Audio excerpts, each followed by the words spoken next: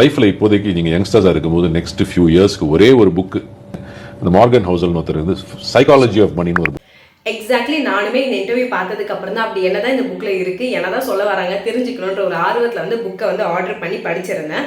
But இது படிக்கிறப்ப வந்து எனக்கு ரொம்ப நாள் இருந்த ஒரு கேள்விக்கு வந்து பதில் கிடச்சிருக்குன்ட்டே சொல்லலாம்.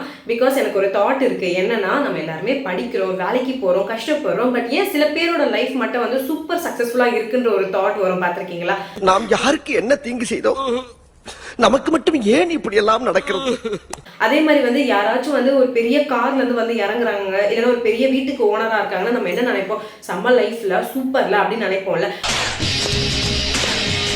பட் இந்த புக்கை படிக்கிறப்ப வந்து உங்களுக்கு எல்லாத்துக்கான பிஹைண்ட் த சீன் தெரியும் அப்படின்ட்டே வந்து சொல்லலாம். அண்ட் இந்த புக் வந்து சைக்காலஜி ஆஃப் மணின்றதால ஃபுல்லாக ஃபினான்ஸு, ட்ரேடிங், ஸ்டாக் மார்க்கெட்டுன்னு சொல்லிட்டு ஃபுல்லாக டெக்னிக்கல் விஷயமா சொல்ல போகிறாங்கன்னு மட்டும் நினைக்காதீங்க. இட்ஸ் கம்ப்ளீட்லி அபவுட் அ நான் டெக்னிக்கல் திங்ஸ். இந்த புக்கு வந்து வெறும் மணி பற்றி மட்டும் கிடையாது, உங்கள் லைஃப் ஸ்டைலை வந்து அப்கிரேட் பண்ணி உங்களை வந்து ஒரு பெட்டரான பர்சனாக வந்து மாற்றுறதுக்கு உங்களுக்கு ஹெல்ப்ஃபுல்லாக இருக்கும். 200% வந்து உங்கள் லைஃப் மாறும். ஸோ அதுக்கு வந்து நான் கேரண்டி. அண்ட் இந்த புக்கை படித்து நான் எடுத்துக்கிட்ட லெசன்ஸ் தான் வந்து இந்த வீடியோவில் ஷேர் பண்ண போகிறேன். ஸோ கண்டிப்பாக வந்து வீடியோ வந்து உங்களுக்கு யூஸ்ஃபுல்லாக இருக்கும். Hi, I'm Preethi. அண்ட் நீங்கள் இப்போ தான் ஃபஸ்ட் டைம் நம்ம சேனலுக்கு வரீங்கன்னா மறக்காம சேனலை சப்ஸ்கிரைப் பண்ணிக்கோங்க.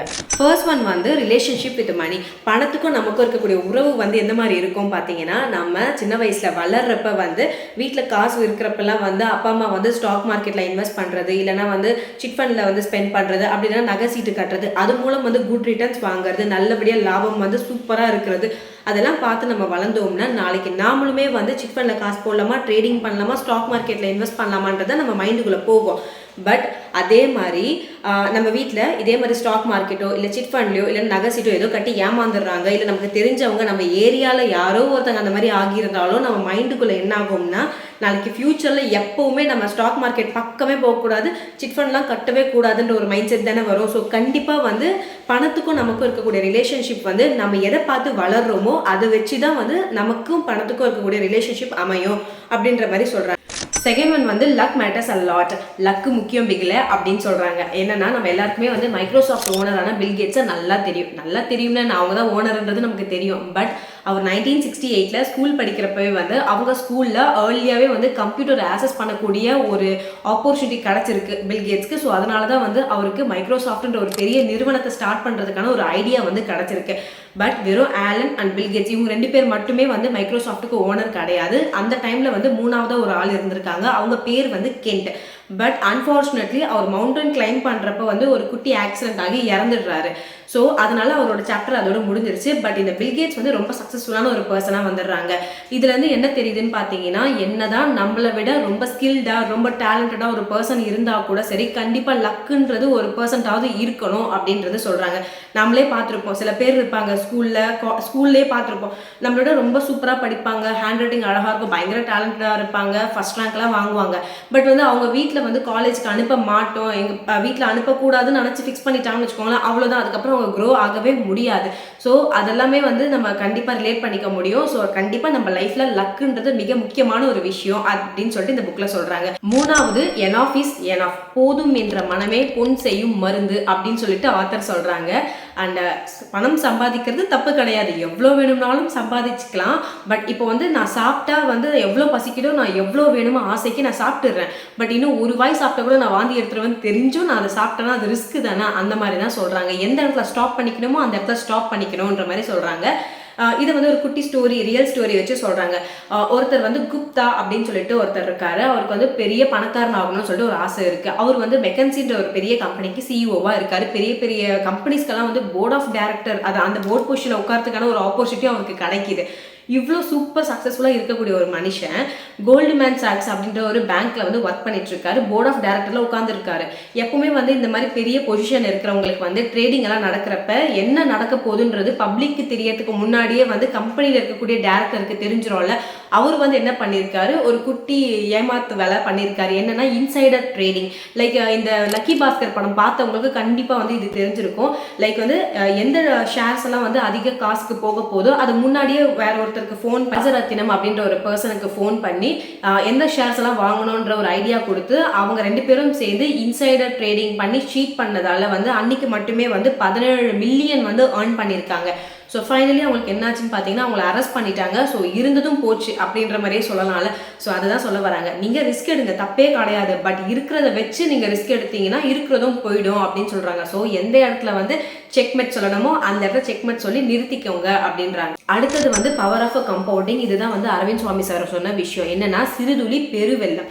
சிறுதுளி எப்போ பெருவெள்ளம் ஆகும், நீங்கள் அதுக்கான எனக்கான டைம் கொடுத்தா மட்டும்தான். ஸோ அதுதான் இப்போ வாரன் பஃபெட் அப்படின்னு சொல்லிட்டு ஒரு மிக சக்ஸஸ்ஃபுல்லான ஒரு இன்வெஸ்டர் இருக்கார். அவர் தான் வந்து மோஸ்ட் ரிச்சஸ்ட் பர்சன்.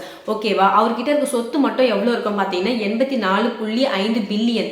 பட் அதில் வந்து 84.2 பில்லியன் வந்து அவருக்கு 50 வயசு ஆனதுக்கு அப்புறம் தான் வந்து அவர்கிட்ட வந்து சேர்ந்துச்சுட்டே சொல்கிறாங்க. அதாவது அந்த 50 வருஷமாக வந்து மனுஷன் வந்து இன்வெஸ்ட் பண்ணிகிட்டே இருந்திருக்காரு. ஸ்லோவாக வந்து அவர் இன்வெஸ்ட் பண்ணிக்கிட்டே இருக்காரு. அவர் விடவும் வந்து நிறைய டேலண்டடான ஆளுங்க இருக்காங்க ஸ்டாக் மார்க்கெட்லேயோ, இல்லைன்னா அந்த இன்வெஸ்ட்மெண்ட் நாலேஜ் அவரோட பெட்டரான ஆளுங்க இருக்காங்க. பட் அவர் ஏன் வந்து ஒரு நல்ல இன்வெஸ்டர்னு பார்த்தீங்கன்னா அவர் வந்து 10 வயசுல இருந்து அவர் இன்வெஸ்ட் பண்ண ஆரம்பிச்சிருக்காரு.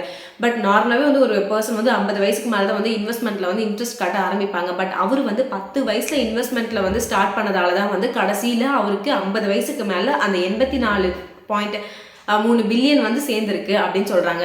இது சிம்பிளாக சொல்லணும்னு பார்த்தீங்கன்னா இந்த கோமாளி படத்தில் வந்து பார்த்துருப்பீங்களா, இந்த விதையை வந்து மண்ணுக்குள்ளே வச்சுட்டு அடிக்கடி அடுத்த நாளே வந்து நோண்டி பார்க்கக்கூடாது, அப்புறம் அது வளராதுன்னு சொல்லுவாங்கள்ல. அதுதான் நம்ம வந்து ஒரு இன்வெஸ்ட்மெண்ட் பண்ணணும் அப்படின்னு நினச்சிட்டோம்னா அந்த அமௌண்ட்டை வந்து ஸ்பெண்ட் பண்ணிக்கிட்டு அதை நோண்டாமல் அப்படியே ஒரு 10 வருஷம் 15 வருஷம் சொல்லிட்டு விட்டுட்டோம்னா அது மட்டும் ஸ்லோவாக க்ரோ ஆகும். அதுதான் வந்து பவர் ஆஃப் கம்பவுண்டிங் அப்படின்னு சொல்கிறாங்க. அடுத்தது வந்து getting wealthy versus staying wealthy.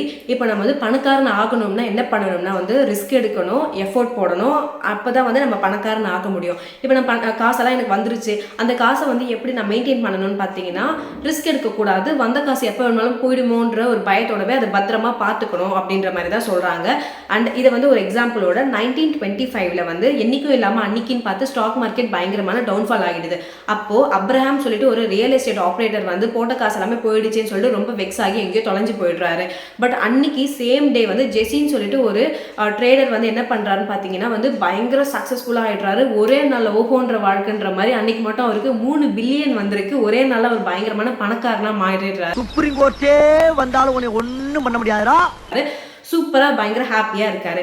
But fast forward ஒரு 4 வருஷத்துக்கு அப்புறம் என்ன ஆகுதுன்னு பார்த்தீங்கன்னா அதே ஜெஸ்ஸி என்ன ஆகுறாருன்னா வந்து ஸ்டாக் மார்க்கெட்டில் அவரோட இது எல்லாமே போயிட்டு கடனாளி ஆகி எங்கேயோ ஊரை விட்டே ஓடிடுறாரு. ஸோ இதுதான் வந்து கதை. அதாவது 2 பேருக்குமே வந்து பணம் எப்படி சம்பாதிக்கணுன்றது தெரியுது, பட் பணத்தை எப்படி நம்ம கிட்ட வச்சுக்கணுன்ற ஒரு விஷயம் தெரியல. எப்பவுமே வந்து பணம் சம்பாதிக்கணுன்றது வேற, பணத்தை வந்து எப்படி நம்ம காப்பாற்றிக்கணுன்றது வேற அப்படின்றது இந்த புக்கில் வந்து சொல்கிறாங்க. ஸோ நம்ம பணத்தை காப்பாற்றிக்கணும்னு நினச்சோம்னா கண்டிப்பாக ரிஸ்கெல்லாம் எடுக்கக்கூடாது. எல்லா நாளும் ஒரே மாதிரி இருக்காதுல்ல. ஸோ அதனால வந்த பணத்தை பத்திரமா வச்சுக்கணும் அப்படின்றாங்க. அடுத்தது வந்து வெல்த் காண்டசி அப்படின்னு சொல்றாங்க. ஏன் பார்க்க முடியாது, இப்போ ஒருத்தங்க பணக்காரங்களா இருக்காங்கன்றதை நம்ம எப்படி வச்சு சொல்லுவோம். ஒரு பெரிய கார் வந்து இறங்கினாலுமே சரி, இல்லைன்னா வந்து நிறைய நகை போட்டிருக்காங்க, இல்லைன்னா பெரிய வீட்டில் இருக்காங்கன்னா அவங்க நிஜமே பணக்காரங்கன்றதை நம்ம ஒத்துக்கிறோம். பட் அதெல்லாமே வந்து பணம், அதாவது அதெல்லாம் வந்து வெல்த் கிடையாது அப்படின்னு சொல்றாங்க. உங்க பேங்க் அக்கௌண்ட்ல எவ்வளவு காசு இருக்கு, நீங்க எவ்வளவு இன்வெஸ்ட் பண்ணிருக்கீங்க, எவ்வளவு அமௌண்ட் வந்து நீங்க இந்த லாங் டேர்ம் இன்வெஸ்ட்மெண்ட் எல்லாம் பே பண்றீங்களோ அதை வச்சுதான் வந்து நீங்க பணக்காரங்களா இல்லையான்றது சொல்ல முடியும். வெறும் பொருளை வச்சு உங்ககிட்ட கார் இருக்கோ இல்லை வீடு இருக்கோ அதை வச்சு மட்டுமே வந்து நீங்கள் ரொம்ப வெல்தியான ஒரு பர்சன்ன்றதை காட்டிக்க முடியாது அப்படின்னு சொல்கிறாங்க.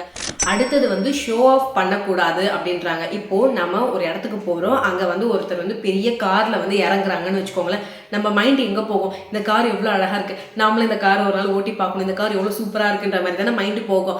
பட் ஆக்சுவலி வந்து யாருமே அந்த காரை ஓட்டிட்டு வரக்கூடிய டிரைவரை யாருமே பார்க்க மாட்டோம், அந்த ஓனரை யாருமே பார்க்க மாட்டோம்.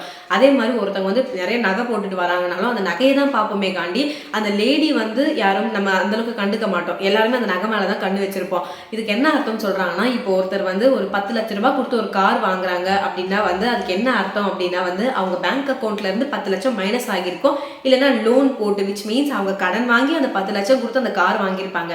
So it's not a cool thing அப்படின்னு சொல்றாங்க. ஸோ ஒருத்தவங்க வந்து ஒரு பெரிய விஷயம், ஒரு பெரிய கார்ல வந்து இறங்கினாலும் சரி, இல்லை பெரிய வீட்டில் வந்து இறங்கினாலும் சரி, விச் மீன்ஸ் அதோட கமிட்மெண்ட் வந்து அவங்க தான் கொடுத்து ஆகணும். ஸோ அதனால மற்றவங்களுக்காக ஷோ ஆஃப் பண்றதுக்காக மட்டுமே வந்து நீங்க எந்த ஒரு விஷயத்தையுமே பண்ணாதீங்க அப்படின்னு சொல்றாங்க. அடுத்தது வந்து பணத்தால ஃப்ரீடமை வாங்க முடியும். அதாவது இப்போ உங்ககிட்ட வந்து காசு இருந்துச்சுன்னா உங்களால உங்க லைஃபை வந்து கண்ட்ரோல் பண்ண முடியும், எங்க வேணும்னாலும் எதுனாலும் எப்படி வேணும்னாலும் பண்ண முடியும் அப்படின்னு சொல்றாங்க.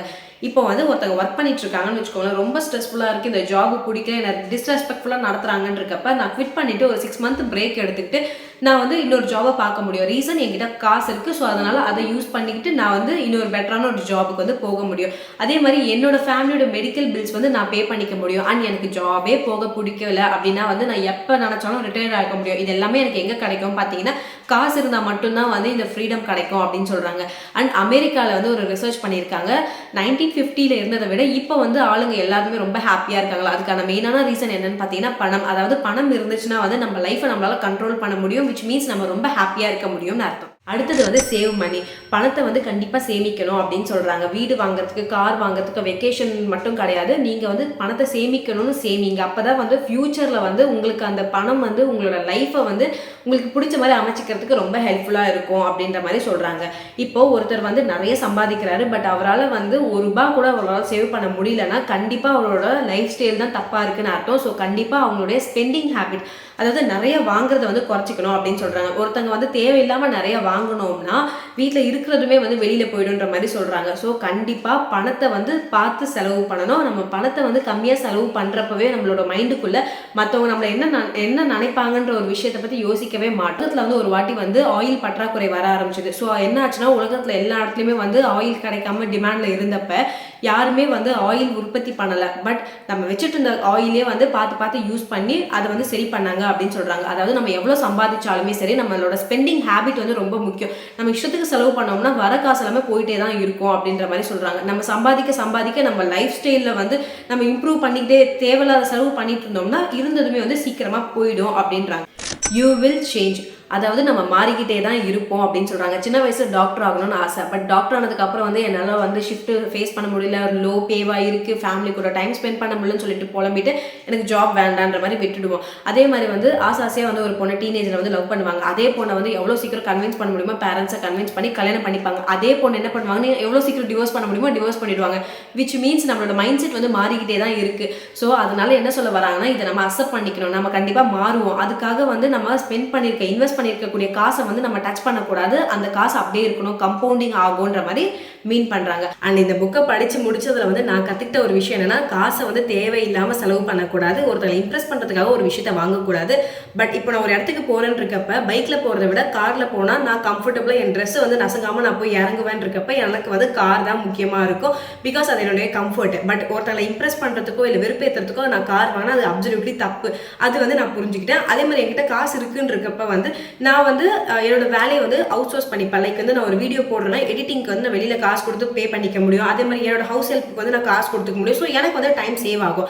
ஸோ காசை வந்து நம்ம எப்படி யூஸ் பண்றோன்ற ஒரு விஷயத்துல தான் இருக்கு. பட் நம்ம கிட்ட இருக்க காசை நம்ம ரொம்ப பத்திரமா வந்து ஸ்பெண்ட் பண்ணணும். அதுதான் வந்து ரொம்ப முக்கியம் அப்படின்றத கத்துக்கிட்டேன். அண்ட் உங்களுக்கு இந்த வீடியோ ரொம்ப பிடிக்கும் அப்படின்னு நான் நம்புறேன். அண்ட் உங்களுக்கு பிடிச்ச பாயிண்ட் என்னன்றதை மறக்காம வந்து எனக்கு கமெண்ட்ல சொல்லுங்க. அண்ட் இதுக்கு முன்னாடி வந்து வீட்லயே இருந்துட்டு எப்படி வந்து ஒர்க் ஃப்ரம் ஹோம் ஜாப் வந்து ஸ்டார்ட் பண்ணணுன்ற ஒரு வீடியோவும் போட்டிருக்கேன்.